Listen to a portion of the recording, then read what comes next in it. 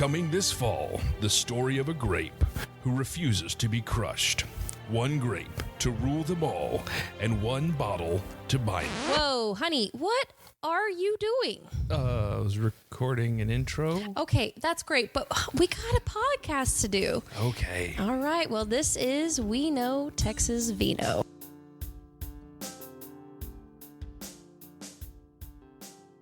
Well, hey, folks, we're back here in beautiful Texas, up in north of Dallas, right? St. Joe, Texas, Erica. And thanks for joining us today. We miss Will and Jen. Will's learning to become a winemaker. How cool is that? Yes, he's busy in a vineyard right now in the heat. Do you think he's like picking grapes? Or I think harvest is probably over. I have no idea. Yeah, so he's working hard. But we're here, and I'm here with my awesome wife, Erica. We're going to do episode 32 today from St. Joe, Texas, right, Erica? That's correct. We're here. I'm looking at a beautiful view. Oh, my goodness. I can't wait for everybody to come out and check out this beautiful vineyard at Blue Ostrich. Yeah, Blue Ostrich Vineyard and Winery, or Winery and Vineyard. But we're here with a great family today. We're actually sitting across from Patrick. So, Patrick, welcome. How are you, sir? Hi, doing good, Michael. Thanks for coming out today. What a great pleasure. I know Will set this up, and we're grateful that he did that. But I'm kind of spoiled. I get to be the one here with you and your family. And look at this beautiful place you have. We even got it cooled down to about 95 for you today. Thank you. That is so wonderful. The heat's been tough. Yeah, the heat's been tough. So we'll talk about that as an ownership and as winemaker, you know, the harvester and everything. But, you know, certainly the heat this summer, in August in particular, has been interesting. But before we jump into this with Mr. Patrick and his wife, Julie, and his daughter, Presley, we're going to talk about that name for a minute, aren't we, Erica? Okay. Excited to hear about that. Yeah, for sure. So real quick, our listeners, of course, can find us on any social networking platform. Also, WeKnowTexasVino.wine. Again, that's WeKnowTexasVino.wine. Thank you, Will, for that. And of course, Facebook. Please get on there and, hey, subscribe, get on there, download a podcast or two, and give us a 5-star rating, because those are very, very helpful. And as we've reached now over a dozen countries, it's really fun to have, of course, support here in Texas, but beyond that, which is cool. Right. So you are listening to We Know Texas Vino, episode 32 from St. Joe, Texas. And again, we're here at Blue Ostrich Winery and Vineyard. That's beautiful. Okay, we're going to get after it. So, Patrick, thank you, brother. Thanks for being here. Let's jump right into it. What is with the ostriches? Tell us about that. I read a little history of your place here. They're really big birds. Yeah. This is our winery and vineyard are built on the site of a former working ostrich ranch. This was at one time the largest ostrich breeding facility in North Texas. It was a business that was started by Julie's dad. And they started in about 1989 or 1990, brought over a couple of pair of ostrich from Africa and started an ostrich business and ran it quite successfully, actually, for several years. And they got out of that business around 2003, 2004. So the birds that we have here are just kind of the remnants of the old ostrich herd. Ostriches can live to be 25, 30 years old. Wow. Really? So they're our mascots. We're not in that business anymore. You can come out and see them and take pictures of them. And we just thought it might make a cool name for our winery. Well, it's a good name. And I'm looking out the window now. I think I see one down in the corner of the fence down over there. They're huge birds. If people have never seen an ostrich live. And Erica and I, we were here about a year ago, actually. And we took pictures in front of them. It was really fun. But random question. There's blues, blacks, and reds. Blues, black, and the reds. one we have over there is a blue, and it has to do with the coloring on their neck. And we like the color blue better than other colors, and that's how we named the winery, Blue Ostrich. So do they eat grapes? I'm sorry? Do they eat grapes? No, they do not eat grapes. They will nibble on your fingers if you stick them in the pen. Right. Don't do that. Well, we both have blue eyes, so I guess we'd be Blue Ostrich fans as well, right? Yes, that's awesome. Absolutely. Well, good. So how did that transition happen then, Patrick? It sounds like your wife's father, maybe, I read on your website, you know, the ostrich meat industry maybe took a downturn. Yeah, it's one of those things where, in fact, Texas Monthly did a story on it about a year or two ago about how Texas, had this huge ostrich boom back in the 90s and the early 2000s, and it kind of just, feathered away. No pun intended. But I think part of it was that the ostrich industry maybe never turned their attention to consumers. They were more interested in getting people involved in raising ostrich, and it just kind of lost its popularity. You can still get ostrich meat. There's some restaurants in Dallas-Fort Worth that do specialty things. It's low in fat, high in protein. It's very healthy. Ostriches are also used for their hides. That's a very high-end, soft leather that's used for boots and purses. Louis Vuitton makes about a $10,000 ostrich purse. Wow. My wife does not have one of those. And then their feathers are used for feather dusters because they're very long feathers. That makes So, sense. there's a lot of uses for ostrich. Yeah. So the industry though did take kind of a downturn. It sounds did. like maybe, and so your in-laws just said, "Hey, let's shift gears." Yeah, we're mostly running a cattle operation out here. Stan Frederick, who is Julie's dad, has been ranching out here over 50 years. So the ostrich thing was kind of a sideline. We still raise cattle. So we had about 38 acres over here that was the ostrich ranch. And Stan, again, my father-in-law, has always had interest in growing grapes. He has a small vineyard at his home in Flower Mound. And we thought about planting grapes out here, got to know our neighbors over at RK Winery who had planted grapes a few years earlier and thought, let's try this. And so we started with planting our vineyard, and we thought if we're going to grow grapes, why don't we make wine? I was transitioning out of my prior career at that time and said, hey, I'm in. So at the ripe old age of 48, I went back to college to study enology and viticulture at Grayson County. And we went from there. Wow, that's fantastic. Nice transition. And nice, I mean, and what you've done here, how many years have you been here then? Because the winery's been open to the public 12 years. Okay. We, were working on it for a couple of years prior to that. It's pretty big ramp up when you're doing something like this. Absolutely. Yeah. And we know the good folks over at RK very well. I think they were our third podcast, actually. They're just wonderful people. So what great people and friendships. And one thing we've learned up here is that the people who are in the wine community, okay, the vineyard community, boy, you guys are tight, aren't you? We help each other out. Yeah. We're about 30 miles from Gainesville, and I joke when I say there's not a guy in Gainesville that knows how to work on an Italian press, but I've got two neighbors that have Italian presses, and I can call them. So great. yeah, we do help each other out in terms of equipment, logistics, any way that we can. There's plenty of room. Yeah. And so, being in this industry is so fascinating. I mean, our buddy Will is in fact studying today. He's he's doing an internship over there and doing his thing because he's passionate about it. Yeah. At Grayson. And it's such an intriguing industry. But, what are some of the highlights that you've experienced in 12 years? What are some of the cool things that you've experienced and our listeners now can say, hey, that sounds pretty awesome? Just seeing the growth in our industry. When Julie and I went to our first TWIGA conference, which was our industry trade show, we were so intimidated and nervous, and you're just beginning to scratch the surface. And we found that people were very welcoming, like we talked about. Even the first day I was there, riding the elevator with Dr. Richard Becker, and telling him I had every intention of trying to start a winery, what have you. And he's like, if you need some advice, what have you, call me, call my winemaker. People were so wonderful like that. Wow! And just to see the growth, I think our permit was number 221. And now, we're well in excess of 600 wineries. Yeah, we've heard from Texas wine lovers and friends that I think we're getting close to 800 even plus. And so it's just really exploding here in Texas, right? And our wines are getting better. Yes. Our wines are getting better statewide. Well, we're going to talk about that because one of the things I've noticed is I see your name everywhere. And so we're going to talk about kind of how you did the marketing approach a little bit and how you've really had an outreach program. I saw you have a fun run coming up pretty cool. Yeah, Erica's a runner, so that'll be cool.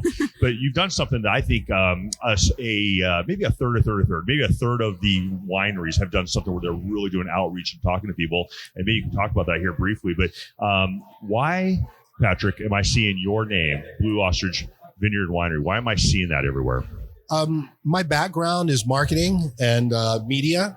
I worked in radio for many, many years. I worked in radio in Dallas, Fort Worth, but I also had a lot of years when I was just getting started in radio where I was in very small towns like Abilene, Texas, and Casa Grande, Arizona, where we didn't have a marketing budget of any kind. So you figure out how to drop two nickels and make it sound like a manhole cover. That's what we're trying to do. That's awesome. So we do traditional marketing. I mean, we're only 30 minutes away from Interstate 35. So we have traditional outdoor billboard, that sort of thing. And then we try and stay up with, new methods and means of marketing. I mean, billboards are very old style of advertising, but still works with all the people going back and forth between the casinos and Dallas, Fort Worth. We're very active on social media channels.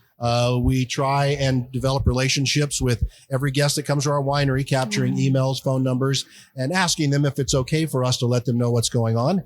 Most people seem to have a good time and say, yeah, we'd like to know when you're having a Michael Martin Murphy concert or a fun run or whatever it is you're doing. So yeah, absolutely. That's perfect. Yeah. And so, I think the first time we saw it was the billboard. Ironically, we're not so old school, but the first time we saw the Blue Ostrich facility was on that billboard on 35, wasn't it? That's correct. Driving up, enjoying a good day. Billboards aren't an instant call and response. It's not like I see the billboard, I get off the highway, I come there. People see it 7 or 8 times, and then finally it registers, and they're like, hey, we're not in a big hurry. Look that up on your phone. How far off the road is that? And they just show up. Yeah. So where are you attracting people from? All of the Dallas-Fort Worth community and Oklahoma? I mean, where are they coming from? 65 to 70% comes from the Dallas-Fort Worth area. We also draw from Wichita Falls, which is a city of about 150,000 people. That's an hour to our west. Southern Oklahoma, Ardmore is about 50 minutes away. A lot of people, like I said, back and forth to the casino will work in a trip. We jokingly say, hey, they come here to have some wine to celebrate their winnings, or they come here to have some wine to drown their sorrows after a bad day at the slots. Oh my gosh. But we do draw largely from northern Tarrant County, from Denton County, and even parts of Collin County. Yeah, and that's awesome. And so when we were up here before, this whole place was packed. I mean, it was absolutely packed inside and outside, I remember. And I remember we talked to a few people. I remember we had a couple from Oklahoma. We had a couple from Kansas. And I'm like, what brought you down here? Because it was before the podcast. What brought you to here? And they're like, it's our local. This is what we do. We come here. And so you've built a great relationship with a lot of people. Yeah, we have. And I think the other thing is, obviously we're striving to make the best wines that we can. That's number one. Yes. But, and it's hard to describe it here on a podcast, but we are in a beautiful setting. We're here in the Red River Valley, an ancient riverbed. People come here from Denton that grew up in Denton and never knew this spot was here. Wow. And you guys have been to the hill country. You might as well be sitting out at Pedernales or someplace right now. You have that same sort of view. Well, I told Eric, and I meant to do this during the introduction, your mother would love this. We've all been to Europe, and we've all kind of had that Italian, Spanish influence. And when I drove through here the first time, that's what I saw. I saw Italy. And coming back here now, I actually have more appreciation for it because we've been here in Texas now for 4 years, and I love the hills. I love the scenery. So, yeah, people, our listeners, I wish we were live on video, but we're not. Yeah. But, a quick description, I'm seeing beautiful. We comment on the beautiful green trees driving through here, but very rolling hills, great vineyard out here. I'm looking at the Ostrich, of course, still looking at me, but also great thing. So one of your great attractions, because we do an educational portion of this podcast. My educational topic is what gimmick I wrote down. What brings people to wineries, and you guys have location. Yeah, it is definitely a location. And, as a matter of fact, we took some of our wine club members to Spain this past April. It was my first trip to Rioja. And to me, Rioja, this looks like Rioja. And we grow a lot of the same types of, varietals here as they do over there. Wow. But it is location. And beyond that, we try and do events fairly regularly, whether it's a vendor event or a Texas Luau dinner event or the 5K that you mentioned. Every holiday we usually have a themed event that goes on. So we try and make it special too from time to time. Okay, that makes a lot of sense. So let's shift gears real quick. I have one more question there, and I know Erica has a question as well. But so you talked about some of the highlights, the smiles, the relationships, the great venue, the wonderful opportunity to travel with wine club members. Now, Patrick, as an ownership and a winemaker, what are some of the downside? What are the things that trouble you, or what are some of the obstacles and things you bump into? I call them the hurdles of life. We know, this is episode 32, that you have them, and it's tough. But we've also learned that there's some sort of perseverance in winemaking. There's something internal that really keeps you going. But what are some of those things that are difficult to overcome? Well, the biggest struggle we've ever had to encounter, as a lot of people in their lives did, and that was the pandemic of 2020. Okay. I was installed as the president of the Texas Wine and Grape Growers Association in February of 2020, and our world came to a grinding halt 1 month later. Yeah. And so here we are, all of us, faced with our livelihoods that involve people coming to us, and now people can't come to us. And all that goodwill that we tried to build for those 8 years prior came home to us with our wine club who supported us, and we were able to ship wine, and they came to pick up wine. That was a struggle, and getting reopened with some of the obstacles that Governor Abbott put in front of us was a real struggle. So, that's the biggest example of that. But there have been other things. Just last year, as a matter of fact, when gasoline prices bumped up to $4.50. Well, if I'm living in Arlington or Mid-City somewhere in Dallas, Fort Worth, I'm going to really think about what I'm going to do with a tank of gas that's costing $100. Sure. And so we saw a decline in traffic during that period of time. So you just kind of find your way through those tough times and figure out how to deal with them. Pivot, right? We call it pivot. We're entrepreneurs, so we get that. You have to pivot sometimes because of the economy, because of pandemics, because of the weather.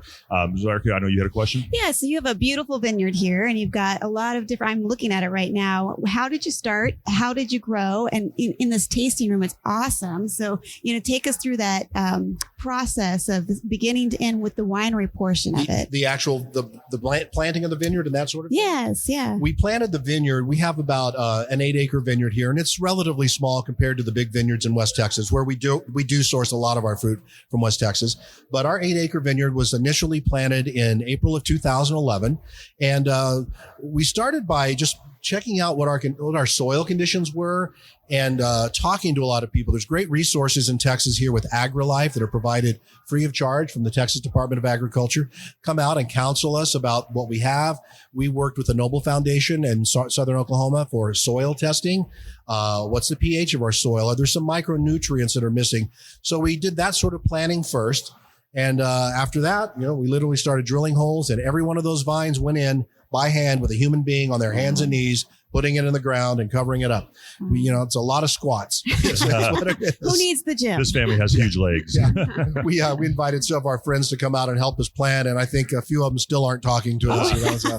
But we did it incrementally. We did 3 acres the first year, and then we added, a couple of acres each year subsequently. We did lose our Tempranillo in the freeze of 2021. Okay. We were at 6 degrees below zero for 3 consecutive days. Wow. And grapes in general are cold hardy, just like oak trees or what have you, but all bets were off, and we sustained a lot of wood damage, and we did lose that, and we hope to be replanting that next year. That's great. Yeah. So your family is very involved. You talked about your in-laws already, obviously, and then I've met your wife, and she's wonderful, big smiles. And then I haven't met your daughter yet, Presley. Yeah. I'm assuming Levi told me that was after Elvis Presley, which I could have guessed, right? But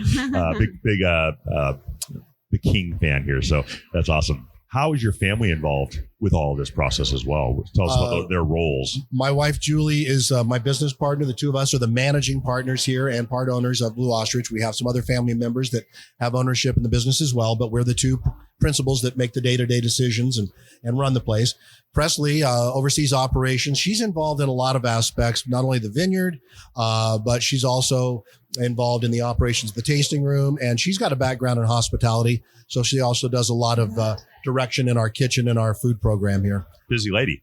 Very much so. And we actually have another daughter. Her name is Maxanne. She has a real job, as we like to say. Oh, no. She has a corporate job, but she actually comes out and works on weekends as well. That's cool. So everybody, it takes a village. It does. It takes family, and that's really cool. You kept your family. There's almost legacy-like, right? You're talking about maybe even Presley eventually being the managing partner and moving forward like that. So that's a pretty cool dream. What background did you come from? You had mentioned radio. Is that what you were? You were in that background? Yeah, I started in radio just right out of high school. Okay. So I worked on the air as a disc jockey for years. Nice. Okay. And then realized I didn't want to do that the rest of my life. So I decided to manage the DJs. So it's kind of a child care for grown-ups. I was a program director. So you know how you make playlists on Spotify and Pandora? Sure. I did that for a living back before we had iPods and what have you. So I programmed music radio stations. Okay. And my last job was in Dallas working for iHeartMedia. So this is a completely different switch from what you were doing. And you're happier with it? I'm very happy. Yes. The certain things you miss about the structure and the regular paychecks of the corporate life, but I also relish the fact that we get to make a lot of our own decisions here. Sure. And aren't doing things based on what you feel somebody else wants you to do, but what you think is the right thing to do. And I raised my family in Coppell, which is a suburb there, just, out by Dallas-Fort Worth Airport. So, we've lived in urban environments for many, many years. And I say now that I hear words come out of my mouth that if you'd have heard me 15 years ago say, "Hey, Julie, I got to run to town to get propane for the forklift." I'm like, what? I would never say that. Never. So awesome. Yeah, it's been a lifestyle change. There was a TV show back, when I was a kid, a long time ago. It was called Green Acres, about this family or this couple that moves from New York City to run a farm out in the country. And we have our Green Acre moments. Last Sunday, Julie and I were leaving. We live about a mile down the road. And I mentioned we run cattle on the ranch. Now we have a ranch foreman that takes care of that. But it was Sunday evening, and every single head of cow, over 85 of them, were out on the road. Someone had left a gate open. My goodness. Ranch foreman was with his family in Arlington or someplace. So here's Julie and I at 7:00 on a Sunday night, rounding up cows and getting them in the pen. And we got it done.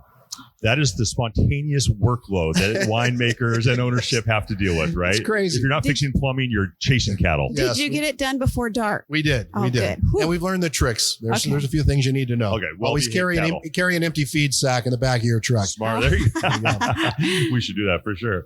Awesome. So let's talk about your wines real quick. So I'm sure I've heard through the grapevine, no pun intended, that you have several award-winning wines. So can you talk about some things you're proud of, and then maybe some things that maybe we can anticipate in the next year or two? Sure. Some of the ones we're particularly proud of, Tempranillo's always been kind of our flagship red, so it was really heartbreaking to lose our estate Tempranillo. However, the last vintage of that wine, the 2019 Reserve, was gold medal winner at last year's San Francisco International Wine Competition, which is the largest wine show in the United States. So we felt very honored for that.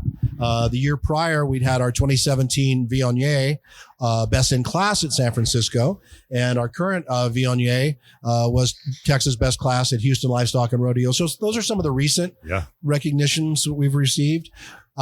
We don't do this to win awards because awards don't necessarily make the cash register ring, but they affirm your wines and your work from somebody other than just your family and your friends and your customer base, somebody that doesn't even know what they're tasting when they taste it. Yeah. And that makes us feel good. Yeah. And you should be patted on the back. I mean, I've heard such great things, and we've had your wines. We've purchased many bottles of your wine. Yeah, it's really good.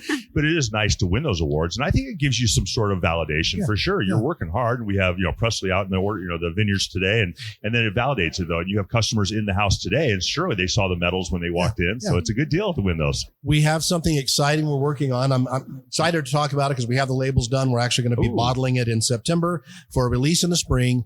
And the wine is a red blend called Eclipse.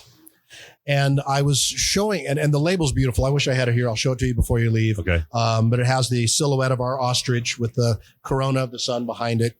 And I was giving, we did the blend here recently, so it's in the tank.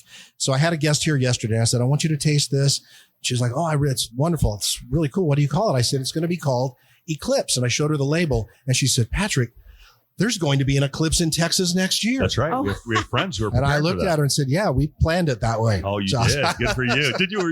Were you messing with her? We're going to release this wine around the eclipse. Okay, there you go. Yeah. Our friend BJ and his wife they have reservations at hotel. I mean, they're ready for the eclipse. It's going to be a deal. Big deal. Yeah, it's going to be a deal. Shouldn't you get them a bottle of the eclipse wine? That is exactly what I'll do. I'll get them a bottle of the eclipse when it comes out for that experience for them. But that's awesome. So what is the vast arena of wines that you have? You obviously have a Viognier, and you've got some great Tempranillos. And so what do I have on the menu? Last few years, we've started making a Montepulciano that Jet Wilmoth grows for us out in near Brownfield, Texas. And it's been very popular. We'll be releasing our second version of that actually in the fall of this year. We occasionally make a Roussanne. We actually will have a Roussanne from this year's vintage. We typically have Cabernet available. We do grow Cabernet. Our Cabernet harvest is going to be coming up actually this weekend. I'm not sure when this podcast will be airing, but the Labor Day weekend we'll be harvesting our Cabernet. And then we purchase Cabernet from some growers out on the High Plains. And we do one in particular. It's a bourbon barrel-aged cab. We've worked with Ben Distillery there in Louisville, Texas for their bourbon barrels, and that's been very popular as well. Okay. Well, this is coming out Labor Day weekend on Sunday the 2nd. So, if you need help, we'll showcase that and get some people up here to volunteer to help out this wonderful family. And Michael, I want to mention something. Sure. We do both sweet and dry wines. There are some wineries in Texas that I know they want to focus on certain styles, but just a lot of our clientele prefers something on the sweet side. So we always have a couple of sweet wines to offer. And we are probably at about 85 to 90% Texas. I can't say we're 100% Texas, but occasionally there's some things that we'll source out of state, but we try and run at about 90% Texas wines. Well, is that one of your goals to be 100% a state eventually? Is it your goal to be 100% Texas? We've had times where we were. Oh, good. So, but we had times where there's certain wine styles we wanted to produce and I couldn't source what I wanted. So particularly some of the whites. Riesling's a tough one for us to continually get in Texas, and we have a flagship white called Lantana. So I've had occasionally to go out of state for that. But if I have the ability to source it in Texas, I'll do it. So tell us about the heat and what's happening here right now. Has that affected your grapes? It's been so hot for so long, over 100 degrees for 3 weeks? We saw something like this. Well, we saw something like this in 2017. We had a weird heat wave in June of that summer. It happened really early. And, some of the vines never came back that year. They came back to produce in later years, but they never came back that season. What we see sometimes that when it gets to be that extreme, just like people start to shut down, the vine's respiratory system, it starts to shut down. It can't function as well in that heat. So therefore it's not pumping the water, the nutrients. And, sometimes it'll do what's called cavitating. And so there's a little bit more challenging for the right things to get out there, to help us develop the berries and sweeten them up. Yeah. And so, do you have to water them more frequently? I mean, Yes. okay. Right now we are. We use we have a well designated, especially for the vineyard, so it's running quite a bit. Okay. But we've had years where we never turn the well on. Wow, you just never interesting. know. Yeah. Well, I'm assuming based on the weather that will dictate where you get your extra grapes from, if you have to go out of state or not. And one of the things we're seeing, and Presley can talk more about this, is the challenge of getting evening ripening, like our Cabernet that we're going to harvest next weekend. Some of it's ready to go. Like it's ready to go now. Nice. But we have clusters out there that are 30, 40% green and pink. They may not ever ripen up. There's a good chance they won't, but we don't know. So rather than pick them, we'll let them hang, give them a little more time. Okay. That makes sense, actually. So we have a guest who just joined us. This is Presley. Hi, Presley. How are you? I'm Michael. This is my wife, Erica. And we're doing the podcast today. We know Texas Vino. So, well, it sounds like your father is super proud of you. And he said you are a hard-working lady. It sounds like you've got a lot of things that you are doing. So what have you been doing today? What's your day look like? Well, so far I brought my baby to work with me and gave him a bottle. And next thing up is getting on a tractor. They get on a tractor. That is life of a hard-working lady. How old is your little one? I'm sorry. How old is your little one? So he's 8 weeks. 8 weeks. Was your mom holding him a minute That's ago? right, yeah. Oh, she had a big smile on her face, so I see why. That makes sense. Yeah. You didn't mention you're a grandparent, Patrick.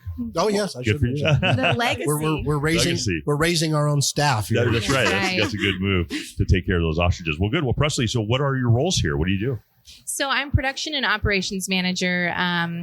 That means a little bit of everything. So during the week, I'm mostly in the vineyard this time of year, of course, lots to take care of out there. And then seasonally, I'm in the winery with Patrick, helping with fermentations, of course, and then also blending, prepping for bottling, all that kind of stuff I have my hand in. And then I also do front of house here. So I have a large role in our kitchen, making the food menu here and greeting guests and being a part of that aspect as well. Family owned and operated means a little bit of everything. Yes, for sure. One of the things around your website, Presley, do you have a rental property here as well, so people can rent a facility to stay in? Tell me about that a little bit. Just across the street. Yeah, you can see it here from the pavilion at Blue Ostrich. It's our guest house at Frederick Farms. So that's the name of the family here.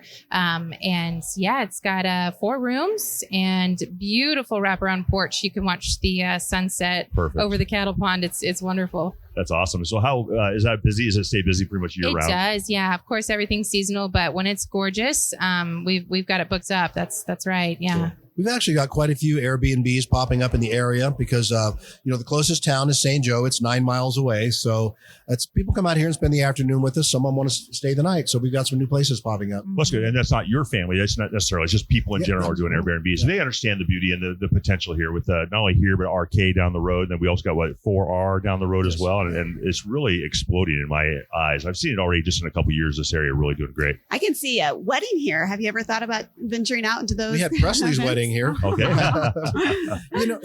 That's the one thing. And wineries that do weddings, and I think do well, are places like our friends over at Lost Oak and Burleson that have a facility specifically for that. It's tough to do it when, you have to turn your regular guest away because you're doing a special event. So, that may be something in the future, but for right now, not so much. Right. Well, you get enough people here in general. Like I said, the last time we were here, this place was absolutely crowded. So that's a good thing, right? Absolutely. We're blessed. That's awesome. Well, we were just talking about some of the wines, Presley. So what are you passionate about here? You're picking Cabernet next weekend, but what are some of the things that you and your husband are super excited about with the wine that you're producing? That we're producing. Yeah, for sure. So it's always great when we get a good Cabernet off of our estate. That's always thrilling. That's a great Cabernet. Everyone knows Cabernet. So if we can have an estate cab that's, wonderful quality in our tasting room, we certainly are thrilled about that. I love working with the vines here, seeing it from start to finish, pruning and watching it through the season and getting them off the vine is really rewarding. So I'm very passionate about our estate Viognier and estate Cabernet. Our Viognier won double gold and best in class at the San Francisco International Wine Competition 2017. And always proud of that and always trying to keep it better and better. Tell Michael about County Line.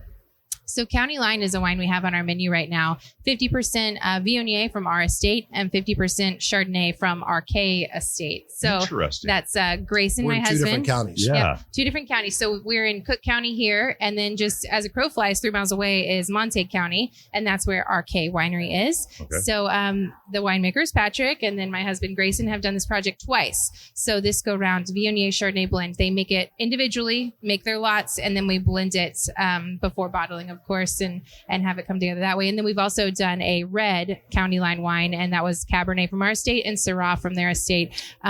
It's very exciting, really fun label, cool artwork, and hope to continue that project in the future. Well, for sure. I mean, that sounds amazing. We love the Syrahs, and we know Arcade really well. In fact, on my notes I have here, the family relationship is it's unique and dynamic, and we love Grayson. I don't know. He told you that we were over there, of course. He did, yeah. And Will is we always joke that Grayson's like his little boyfriend, but because he fawns absolutely over Grayson. he Sorry, thinks Will. Grayson is the bee's knees for sure. So you have two different wineries. It's a family event. How excited are you guys? We talked to your father about the legacy here, but certainly you guys are also excited. You have a new child in this world, and I know you have at least one additional one. And how cool is it to have this family involved in this wonderful. great industry? It's wonderful. Yeah, it's a blessing. We nurture this relationship constantly. I mean, we literally share tractors sometimes. So that's really nice to have a neighbor that's also a husband. Yes, that is a good deal. And yeah, we've got 2 kids. We have a 2.5-year-old, and then of course our newborn, and bringing them up in this area is wonderful. They come to work with us. So Effie, our daughter, stays at Arcade with Grayson. And yesterday she was on the crush pad, helping clean equipment with Dad and greeting customers. And we've got our newborn here, and it's really sweet. It's exciting. That's too much fun. You talked about or asked me about our camaraderie with the other wineries, and I don't know I didn't get a chance to hear the podcast with Arcade. Did you talk to Howard at all? We did briefly talk to Howard. Okay. Actually, Howard talked to us. How should I say it? He was doing some things, and he just kind of like, I think I want to be part of it. So he sat right down, and we're like, oh, here's a microphone, sir. He's a wonderful man. He's wonderful. And one time something happened over here. I can't remember. It was a piece of equipment, and I've fiddled around with it. I'm telling Howard this story, and he's like, why didn't you call me? Why didn't you call me? And he's serious. He gets offended if I don't call him to come work on a problem, which is, is beautiful. That is a wonderful story, because he was described by Grayson, of course, but also by, I think, people that know him as just a total go-getter, community member, wants to help everyone win. Absolutely. That is so cool. Well, awesome. Do you have a question, Erica? Well, no, one of the things I was going to say is on a different podcast, somebody was talking about cooperation instead of competition and cooperation. They put that together. I like and it that. seems like everybody here does that, which is. We all still want to make the best wine. There is that competitive spirit, but we want everybody to succeed also. Why not? I mean, you have just a couple wineries in this area. You're going to draw in millions of people in the next 10 years, 15, 20 years, of course, but why not have several ones? Because, in Napa Valley and some of the places we've been around the world, you hop and skip. Fredericksburg, I think, is a great example of that, where they've absolutely. People don't go to Napa or Fredericksburg to go to one winery. They go there to have an experience, and there's plenty of room for everybody. Grayson and I met at a festival 12, 13 years ago in Munster, Texas. And our families were sharing a booth there, a booth fee, so that, our wineries could both sell wine together. That's just how it is. That's perfect. I don't know that we want our little highway to become 290, but there's room for a few more players. Absolutely. Well, good. Tell us about your wine club then too, because I bet that's another great way to have people come back and enjoy your wines on a regular basis. As far as the wine club goes, yeah, we have a really neat wine club, and Julie babies that wine club, and you're always going to have attrition with a wine club and anything like that. It's subscription based, you do. So you're always chasing that attrition. But we've got wine club members that have been with us, a lot of them from day one. So, I think that our attrition percentage is pretty low, actually. And trips to Spain. What's that? Taking trips to Spain. Yes. We've actually taken wine club members to Chile, France, Spain, and we're going to Italy coming up in April of next year. Well, that sounds fun. Time to become a wine club member at Blue Ostrich, right? Yeah, for sure. Well, for our listeners, for sure, get up here, experience this great venue, and then, of course, check out the wine club, which is great. And so we had mentioned earlier also for both of you, I don't know who facilitates this, but you have a fun run coming up. So how often do you have an event here? And do you kind of mix it up? Do you have comedy? Do you have music? Do you have a fun run? Do you have a volunteerism? Almost monthly, with except this time of year is one, it's hot, so we don't have as many guests this time of year. Kids going back to school, and Presley and I are pretty consumed with harvest. But we have our first dinner of the fall coming up on September 22nd. Yeah, we have a date night program. So through the fall and spring, once a month, we do a date night here at Blue Ostrich. We seat about 60 people, so 30 couples. It's ticket for 2 people, and it's a 4-course meal, includes a bottle of wine, live music. There's not too much programming to it. It's just like, hey, escape the city, come have date night at Blue Ostrich, enjoy yourselves, relax, That's beautiful. We do vendor fairs. We do winemaker dinners. We've had Riedel tastings out here. We've had live concerts. We've had Michael Martin Murphy here 3 different times now. Yep. Wow. And fun runs coming up in the fall. Yeah, November 11th, I believe. And it's 5K through the Vineyard. And then we have our fall vendor fair same day. So you can finish up your run and then come shop and have a mimosa. And the weekend after that, we have our stargazing, which is one of our most popular events because we have very little light pollution since we're outside the halo of the city. So it's usually right after we go off of daylight savings time. It gets dark around 5:30. We stay open later, and we have several astronomers, and they're serious hobbyists, very serious. And they bring their telescopes out here and share their knowledge with everybody, and we look at the stars. What date is that? That sounds fascinating. November 18th. Michael is a stargazing guy. So. Yeah, I am. We have a beautiful home down in him. Corinth, and it's not much light pollution. And so I'll sit on the patio and look at stars. Yeah. And she makes fun of me. Usually I have a glass of wine with me as well, so I get very philosophical. Yes, of course you have to. Well, so you guys keep it active around here. I'm sure everyone, the community and your wine club members love it for sure. So tell us about when you're open, what other highlights you want to do and talk about when it comes to your beautiful facility here. We're open year round, Thursday through Sunday. And we open at noon. So that's pretty much the easiest way to say it. We do have special events occasionally, but we're typically not open in the evening. So the best thing is to check our website, which we try and keep fairly updated, or our Facebook or Instagram page, and look for that information. Okay. Noon to 5?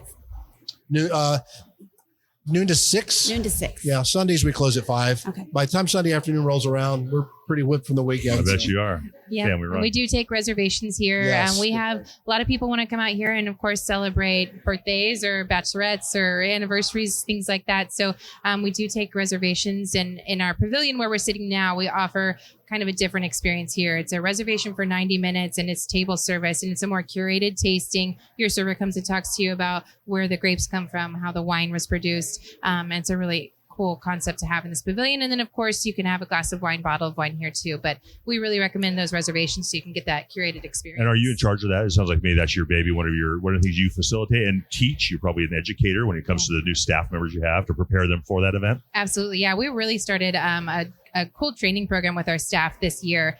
Tony DeWeber is our assistant manager here, and she is great at training. She's a level 1 as well, so that's nice to have one of those around here. Yes, it is. And we've been really working with our staff more about where those grapes come from, how important that is, and how the wine is made. Just yesterday, before we opened up, we took all of the staff in the vineyard, walked them down to the Cabernet, made sure everyone could touch, feel, see, taste those grapes and understand what that's going to be like in a few months. That's right. Once it starts heading towards the bottle. So that was really fun. That's got to be one of your favorite parts. I mean, you really mentioned it earlier, but it's got to be. So I just got excited thinking about it. So I'm going to take a walk down there with Presley. Awesome. Well, cool. And so then you talk about social networking. I mean, how your father talked about some of the marketing things. Do you have some additional ones that you talk about? Like, how do you outreach? How do you get to this in front of people? Are there some real cool strategies you like to use? Yeah, Facebook has been great. We've got a good following on that page, and we're really trying to rev up Instagram. I mean, you guys know TikTok and Reels, all that kind of stuff's up and coming, and it's a learning curve there too. So we're getting more interested in that. And then we do, co-advertising with other wineries as well. The North Texas Winery Association, also known as North Texas Wine Country, is a great group of about 30, 40 members. And we do a lot of advertising with them in tandem with other wineries in the area. It's over the DFW region. I think it covers 22 counties. And so it's been fun to work with them and work with those other wineries for that purpose as well. And we're familiar with that group for sure. They're awesome. I really am excited for you guys' success and growth as you continue to move forward. So since I have both of you here, and I'd love to have Julia here as well, but what is the vision for the next 5 years? What do you see? Is that a tough one? That's the $1 million question. Is that a brutal one? We're at about 5,000 case wine production right now. And we're at that point where we have to make some decisions. Are we going to be comfortable staying there at that level? If we do, it's probably going to require us to develop a little bit more exclusive of a model with our wine club, or do we expand our facility and expand our production capabilities? So we're pretty maxed out right now with what we can do. In fact, we've actually made some wine at custom crush facilities just because have been out of space at times. Wow. Okay. So we'll see what the future holds. Well, correct me if I'm wrong, but that sounds like success to me. It sounds like you're doing well. It's better than the sound of crickets. And I'm saying that, and we've had a lot of crickets this week. It's been a cricket week. Real crickets. Yeah. Fun. Side bouncing all over the place for sure. Well, you two will wrap it up here with this portion of our podcast. We'll start with you, Patrick. I mean, what do you want to showcase? What else do you want to talk about? Well, I would like to say this. I'd really like to say shout out or just appreciation to all the growers in West Texas. Sometimes those families don't get the recognition. We're on the front line with the wines and, winemaking and all of that sort of thing. But there are some hardworking salt of the earth families in West Texas that create some beautiful fruit for us to use. As I mentioned to you earlier, Eric, we do grow grapes here, but it's only a fraction of what we use. And so just a lot of respect for those families. And who knows, maybe you guys will get a chance to make it out there and we plan on it. And we know a few of the families, the Binghams out there and a few of the families out there, but we're excited to meet all of them for sure. That's one of our goals. Yeah. So otherwise, just encourage people to come see us if you haven't been here and, try us out and let us offer our hospitality to you. Sounds great. They will not be disappointed. And then Presley, for you, anything else you want to showcase or highlight? Drink Texas wine, support local businesses. Good for you. We've got a lot of big chain stores and conglomerates out there, and it's just so important to support your local farmers, local businesses, local artists. Yeah. Yeah. Beautiful.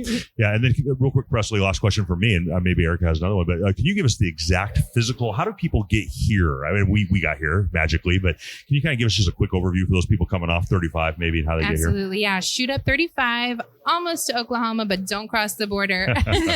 You're going to go west on Highway 82 and drive about 25, 30 miles. You'll hit the town of St. Joe, adorable town with a cute square.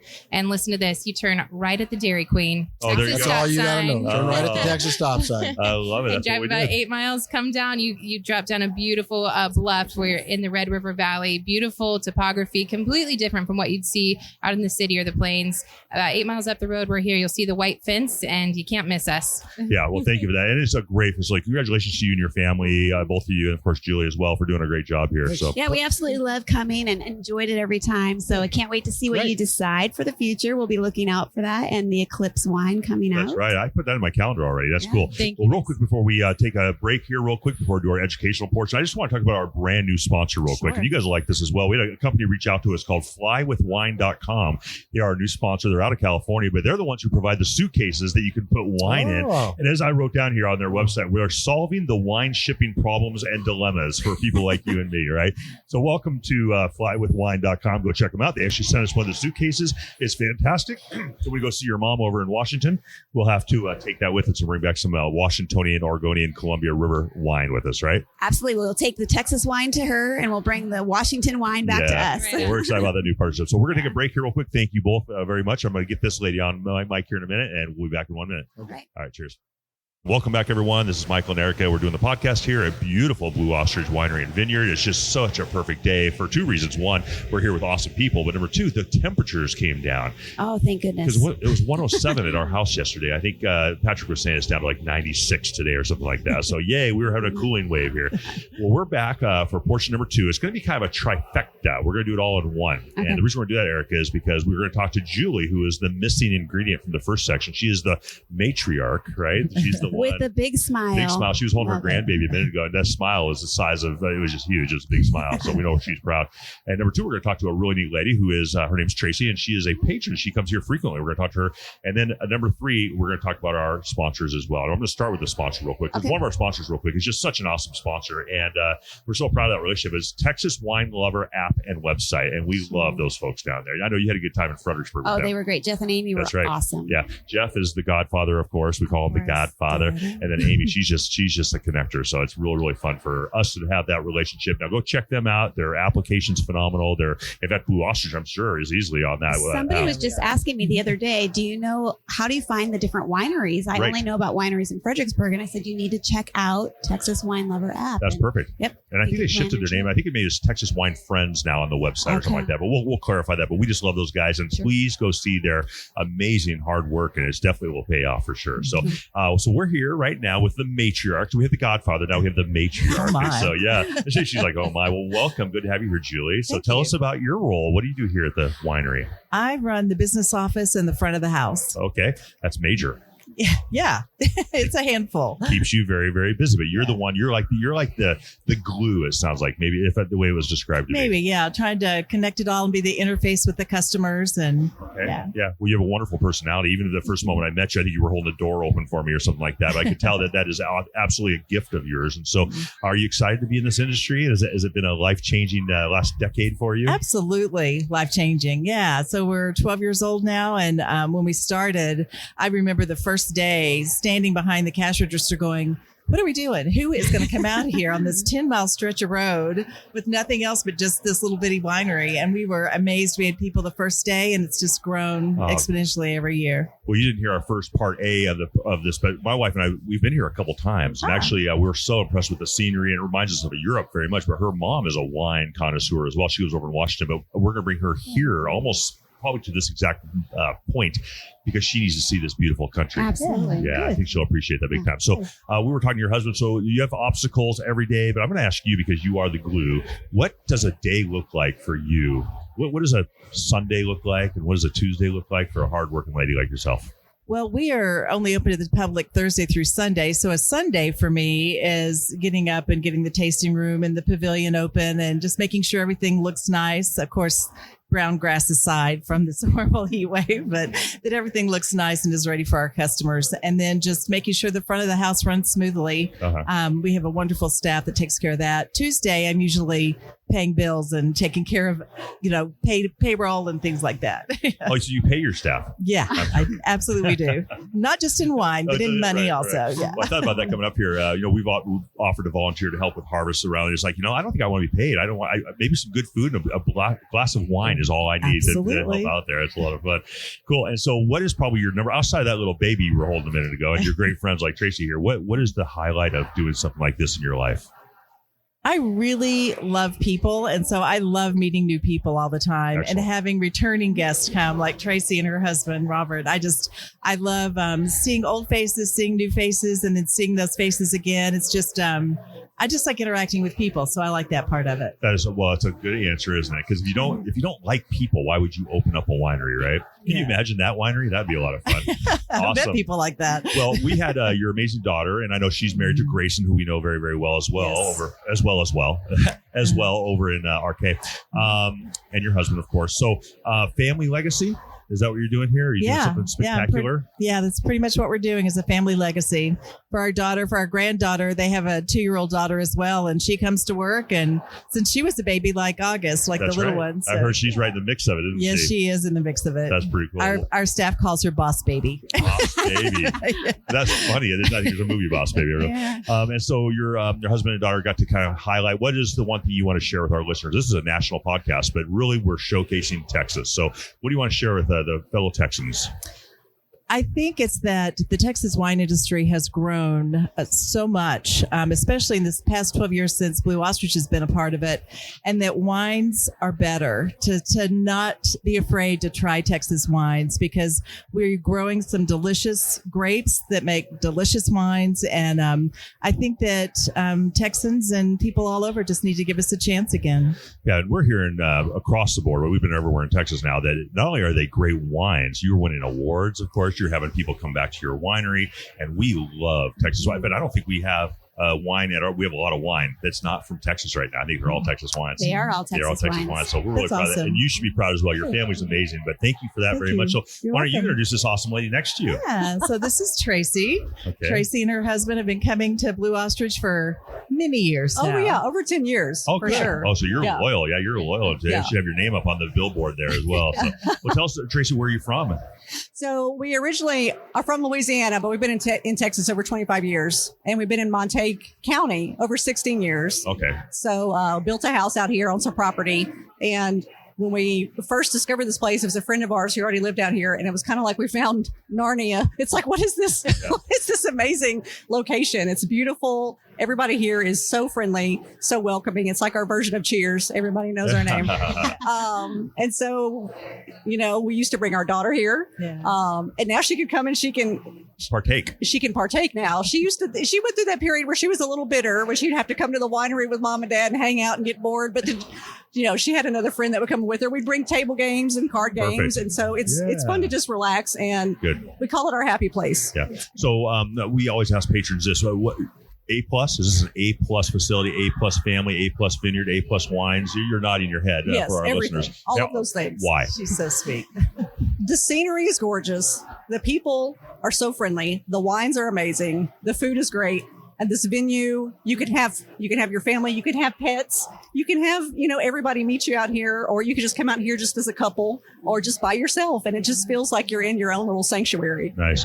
Well, this podcast only goes to about 4,000, 5,000 people. So can you tell me any dirt on this family that I can use on them later on?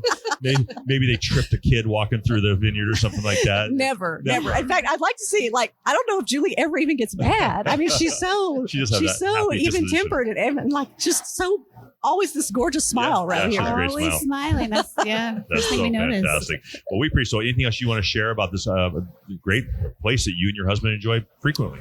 I think everybody would love to visit. Everybody does need to appreciate Texas wines. Yeah. So we're very partial, obviously, being in Texas for so many years now.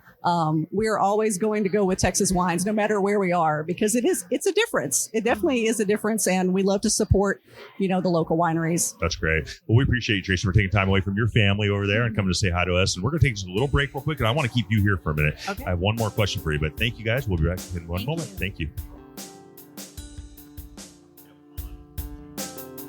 Hey, this is Jeff Coe from TexasWineLover.com. We're here with Will, Michael, and Jen from We Know Texas Vino. And this is Amy Nemec with the Texas Wine Lover mobile app. We're wrapping up the interview and moving into the wine education portion of the episode, so stick with us.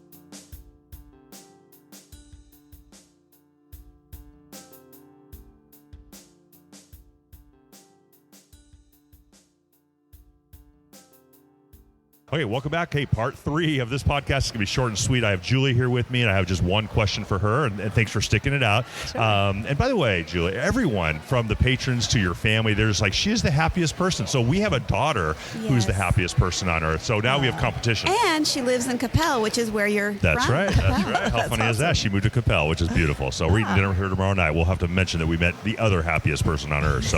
So Julie, one of the things that from an educational point of view that we talk about, and I'm going to highlight it here at Blue Ostrich Winery and Vineyards, is I think every successful winery and certainly the ownership needs to appreciate the fact that there needs to be a draw. There needs to be something that brings people back, or maybe even initially, like we saw the billboard, right, Erica? It's like, oh, that looks fun. Blue Ostrich, what a clever name. Let's go there. But how important is that as an owner and as a wine club or a wine tasting room facilitator? Is that important to have that little gimmick? It is. I think you have to, when you have a vision, there has to be many parts to it. And one of them is, what is your draw going to be?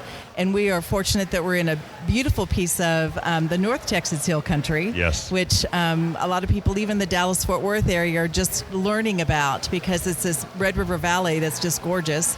Yes, we were an ostrich ranch, and so we do have a gimmick in that. And Patrick and I did research on that. It's like, what do customers or people that are buying things, what are they drawn to? They're drawn to animals, they're drawn to birds, they're drawn to colors. So we thought, okay, we had blue, black, and red ostrich here at Blue Ostrich. So, now we have this story to tell about being an ostrich ranch, why we're called Blue Ostrich.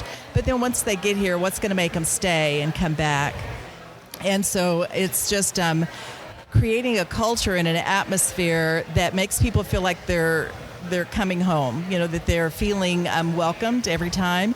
And I really do say that when I'm training my staff is, I want people to feel like this is Cheers. When they come in, I want you to greet them. Stop what you're doing. Hi, I'll be with you in a minute, and then just keep going. Nice. And once you do that, the people know they've been touched, and you just continue to touch them in a very friendly and warm way. You educate them on the wine. You educate them on where they are. Why we're called Blue Ostrich and all that. We have a story to tell, and we just kind of take them in as a friend, and we really try to one-on-one do that with each one of our customers. Well, that's perfect. That's such a great welcoming atmosphere, right? And attitude and philosophy. So there's no doubt you attract a great group of returning customers because of that, right? Yeah. And you probably do give a lot of hugs. I bet you're a hugger. I am You're a hugger. Yeah, I've got to watch it because people have personal space these days. No. Well, we're I huggers invaded as well, a lot. So, well, good for you. So I think it's important that people, right, Erica, do have some sort of a draw and something that's a highlight that they can really enjoy talking about. A little history with the ostriches here, the blue ostriches in particular, is pretty cool. But we appreciate that. So,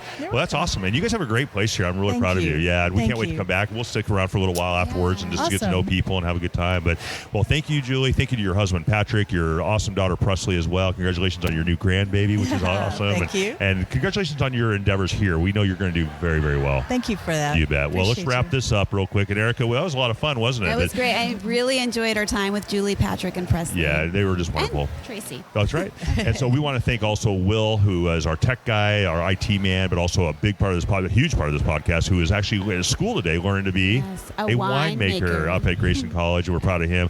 And then Jen also finishing up some school. She is now, I think, like a level 2, something. She's bad girl. Yeah, she's a som for sure. And she's doing some stuff down in Grapevine today, I believe, and doing some work. They're opening a new facility down there. So hello to both of them. And of course, Randall. We love Randall. He's our security guard. But we have one final sponsor we're proud of. And I don't know, the Texas Wine Club folks down in Fredericksburg are amazing. Yeah, they have been awesome. You can get different wines from all over them, different wineries, and really try Texas wines out. They do blind tastings. They put them on their menu. And so you don't really know what you're going to get, but they've all gone through a process that is phenomenal, and you're trying wines that maybe you would never have tried before. Right. And maybe Blue Ostrich might be part of that if they haven't already, for sure. Get down there and showcase that. But that's awesome. It's kind of like Amazon.com, right? It's like they just send it out. Except for it is local. And, we do have so many great wines here in Texas, and that people don't understand the wine industry, and they're really helping get that word out of how great I think there's 600 wineries now? Up to 600 plus for 600 sure, plus wineries where you can shop local and learn to love what you have in the area you're at. Beautiful. So we're proud of our sponsor, Texas Wine Club, the Texas Wine Lover app and website, and then, of course, our new one, flywithwine.com, which is our brand new sponsor. So congratulations to those guys. So, well, thank you guys. That's awesome. So takeaways real quick, Erica. What was your takeaway from today? Well, I would like to work for Julie. Work with Julie.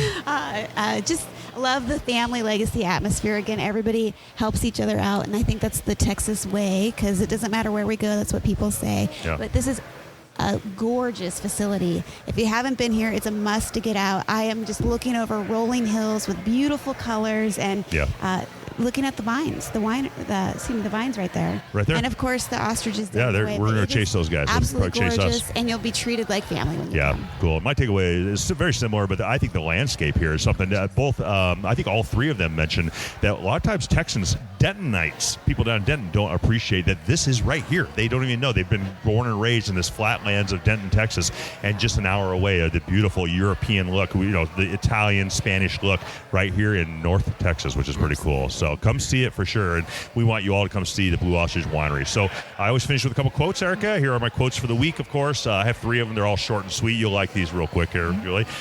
Tonight's agenda: I will rescue some wine. It has been trapped in a bottle. My second quote is: I love everything that is old. Old friends, old times, old manners, old books, and old wine. Right? And then from the great philosopher Horace, wine brings to light the hidden secrets of the soul. So we're excited. Very good. So from We Know Texas Vino, this is Michael. This is Erica. Adios. Adios.